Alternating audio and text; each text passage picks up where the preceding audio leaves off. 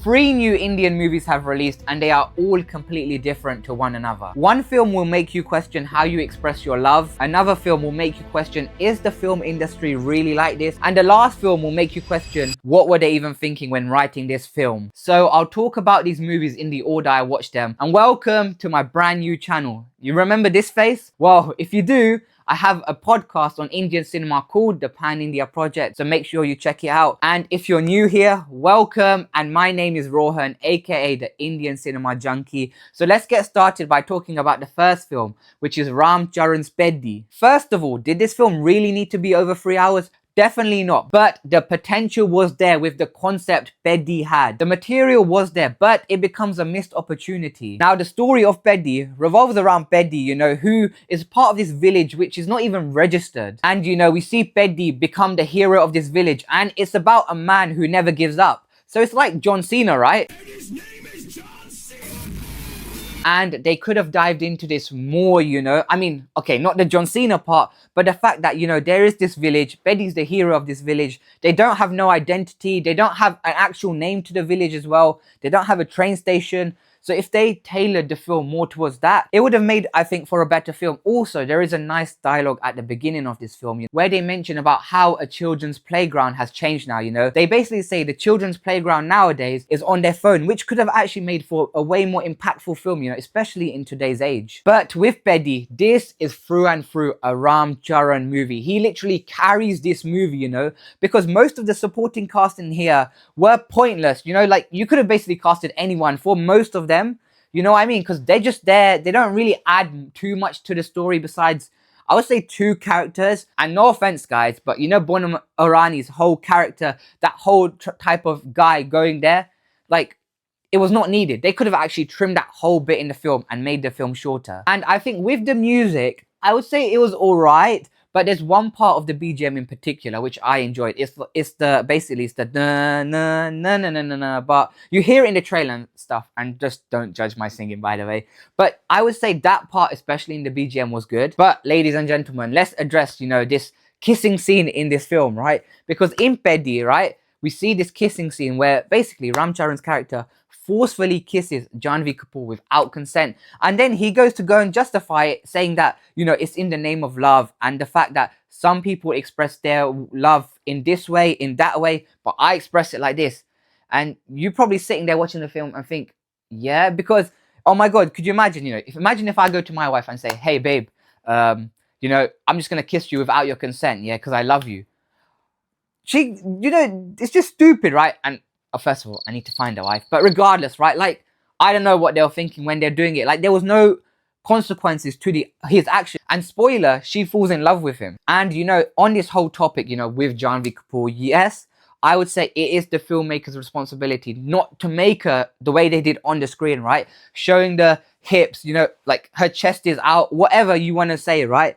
It is the filmmaker's responsibility not to do that. But at the same time, I feel like it is the actress or whoever it is, needs to speak up about it and say that what they did was wrong. But then at the same time, if she did not have a problem with it when they were filming the film, right, then does she really need to speak out about it now? Because clearly she filmed the whole film, right?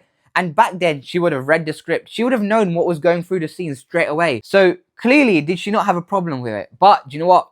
I will give props to Janhvi Kapoor for one thing, because her dancing in the Hello song or whatever, you can see it. Like, basically, you see the three of them, Ram Charan, Shutri Hassan, and Janhvi Kapoor dancing, right? All three of them. And just the way she dances, I would give props to Janhvi Kapoor for that. But I don't know if it was just me, but when watching Peddi, I kind of noticed something. I felt like the fact that is the mass holding Telugu cinema back from their true potential, right? Because if they not take the mask out, but if they make it good, this film, and cut all the nonsense out of this film, this could have actually been like a proper special film. Ram Charan could have then potentially been nominated for some Best Actor award.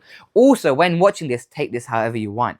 But I can't be the only one that thought, oh yeah, this is quite similar to Chandu Champion. But next, let's move over to the second film, Mollywood Times. Because I would say only Malayalam cinema has the balls to make a film like this. Honestly, I don't think no other industry could actually do a film like this.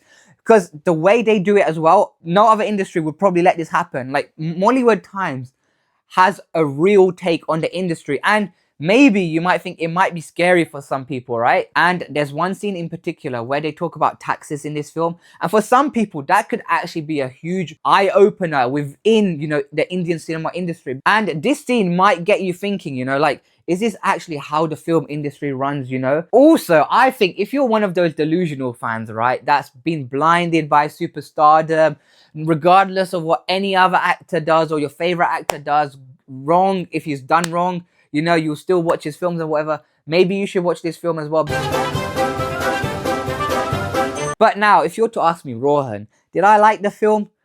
I don't know, guys. Honestly, like, it's not that I liked the film, and it's not the fact that I didn't like the film. I'm actually in the middle, you know.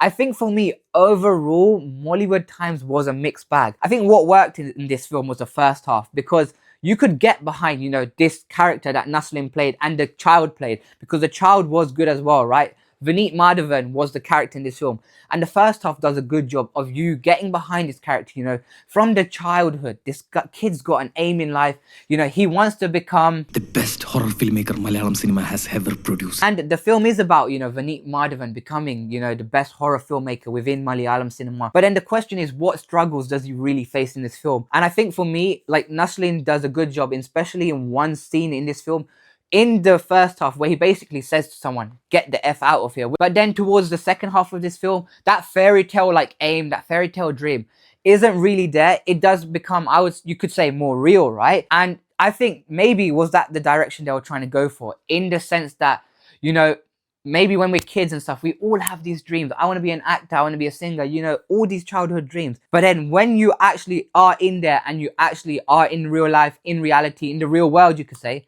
shit happens, right? Shit gets real, as you could say. So maybe it was an accurate representation of life. And, you know, I did like that, it's not sad, but it's that, you know, that nice, like, maybe comforting BGM.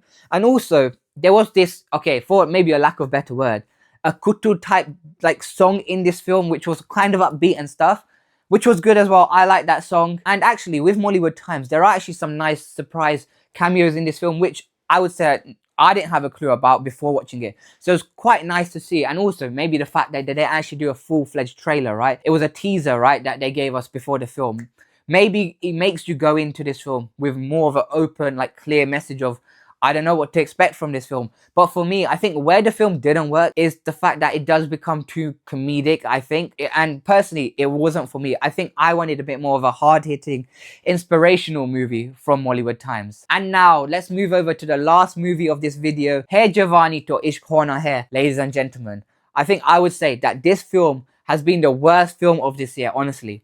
It was bad, right? Oh my god, like, I don't know where do I begin with this. It wasn't funny. It wasn't entertaining. I mean, what were they thinking when writing this film? For me, most of the jokes, I would say maybe all of the jokes, really didn't land in this film. Hello?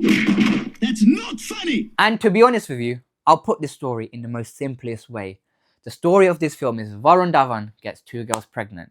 And to be honest, this film, you know, is a baby pumping machine, right? And now, if I was to think about what I liked for this film, what I liked about this film, A few moments later. honestly, I would say that there's only one good scene really in this film, and that wow song was decent, I'd say, but it's actually not part of the film itself, really. Also, I'd say that there aren't too many developments in terms of the plot and the characters in this film, and oh my god, also, Varun Dhawan and his accents, the accents he tries to do in this film, he tries to do a Scottish accent. That's right, I'm Scottish. And for me, it didn't work, but overall, this film, for me, was bad. Like, I just did not like this film. And also, do you know what? Does Bollywood need to take a break from romance? Because if you look at 2025 and up till now, how many romantic films have we got, you know? Hai Jawani to Ishq Hona Hai, Sayara, Chand Mera Dil, Ek Dewane Ki Diwani, Tere Ishq Mein, Ek Din, and then you've got Main Wapas Aunga coming out, you got Awarapan too. And yes, they're all different films, right? But this love trope, you know, is done so much nowadays in Bollywood. They're going back to it, right? And also, I don't know if it's just me, but let me know in the comments, this whole baby trope in Bollywood, you know? I feel like now the Bollywood films are like, oh, I don't want to have a baby at the start of the film. But oh yeah, it's in my stomach now. I'm pregnant, it's in my stomach. and I want to have the baby. So there's nothing fresh in this whole this baby scene, right? It's all about, I don't want to have the baby at the start. Then, oh yeah, the baby's in my stomach, I want to have the baby. Even in Good News, right? That's the whole thing, you know. Akshay Kumar was telling Kareena Kapoor, abort, abort, abort.